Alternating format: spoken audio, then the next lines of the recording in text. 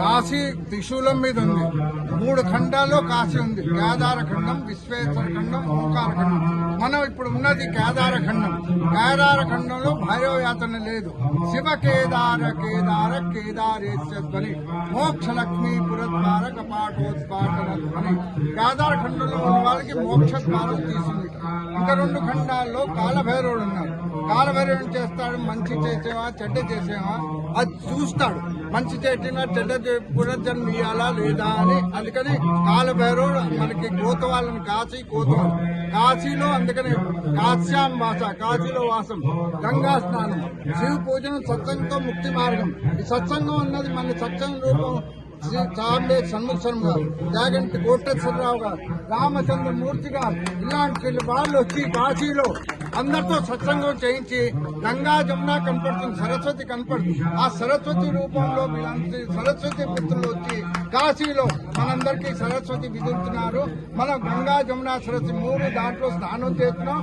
దానివల్ల ముక్తి మనకి దొరుకుతుంది. అందుకనే 3 ఖండాలు కాశీలో ఇది మినీ ఆంధ్రప్రదేశ్ అయిపోయింది. ఆంధ్ర వాళ్ళందరూ వచ్చి 9 రోజులు ఉంటారు.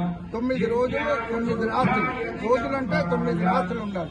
9 రాత్రులు ఎలా గర్భంలో ఉంటాం, మనం తల్లి గర్భంలో ఎలా ఉంటామో అలా 9 రాత్రులు చేయాలి. లేకపోతే చేయలేని వాళ్ళు 9 నెలలు చేస్తారు. 9 నెలలు 9 ఏళ్ళు చేస్తారు.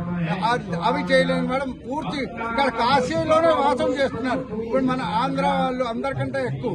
ముందర బెంగాలీ వాళ్ళు ఇక్కడ ఉండేవాళ్ళు. వాళ్ళు ఏం చేసేవాళ్ళు, తల్లి తండ్రిని ఉద్యోగాలు చేసి తల్లి తండ్రిని కాశీవాసం చేసేవారు. వాళ్ళు కాశీవాసం ఇల్లు కొని ఇచ్చేసి నెల 1000 ఇచ్చేసి దాంట్లోనే వాళ్ళ జీవితం కలిపేవారు.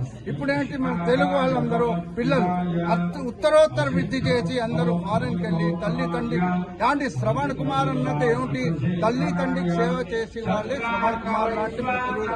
అలాంటి పుత్రుల్లో ఈయన మా రామచంద్రమూర్తి గారు తల్లి తండ్రి సేవ చేసి చూడండి, అందరికీ సేవ చేస్తున్నాం, అందరినీ భక్తి మార్గంలో తెస్తున్నాం.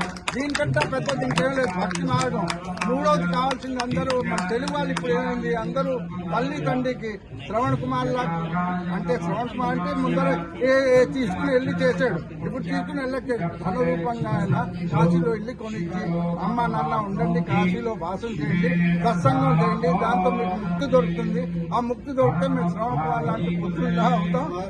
ఈ కాలంలో పిల్లలు తల్లి తండ్రి సేవ చేస్తారంటే పూర్వజన్మ సుఖతో ఉంటేనే అవుతుంది. మనం మామిడిపండు చెట్టేస్తే మామిడిపండే అవుతుంది. అలాగే మనం కూడా అలా తల్లి తండ్రికి సేవ చేస్తే అలాగే పిల్లలు కూడా సేవ చేస్తారు. దాంట్లో సంశయం లేదు.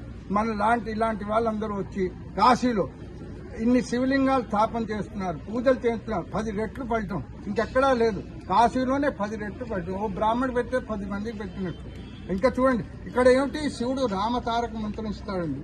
ఏ మంత్రం ఇడు? రామతారక మంత్రం. మీరు మణికర్ణికా ఘాట్ ఎక్కడుందో తెలుసా? విశ్వేశ్వరం గుడి పక్కన.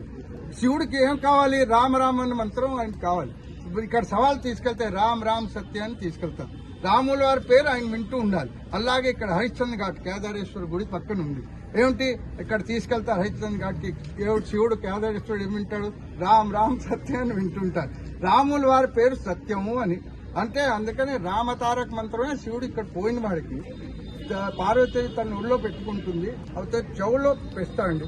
అందుకని ఇక్కడ మనిషికే కాదు, జీవ జంతువులు కూడా ఇక్కడంతా కాశీలో ఉన్న 63 కోటి దేవతలు మనం సంకల్పం చెప్తాం. మీరందరూ ఇప్పుడు కాశీలో ఉన్నంత రోజుల వరకు మీరందరూ శివరూపం, అందరూ శివరూపమే. అలాగే కాశీలో శివరూపంలో ఉంటాం మనం. అందుకనే ఇక్కడ శివుడు ఏం చేస్తాడు, ఇక్కడ కాశీలో పోయిన వాడికి రామతారక మంత్రం ఇచ్చి మోక్షం ఇచ్చేస్తాడు. పునర్జన్మ లేదు. అందుకనే కాశీలో ఉండడానికి భాగ్యం, పూర్వజన్మ ఉంటే, సుకృతం ఉంటేనే దొరుకుతుంది. ఇలాంటి వాళ్ళు మన అందరినీ తీసుకొచ్చి తెలుగు వాళ్ళందరినీ సత్సంగం చేయిస్తున్నారు, ముక్తికి మార్గం చెప్తున్నారు. దీనికంటే మంచిది ఇంకేం లేదు.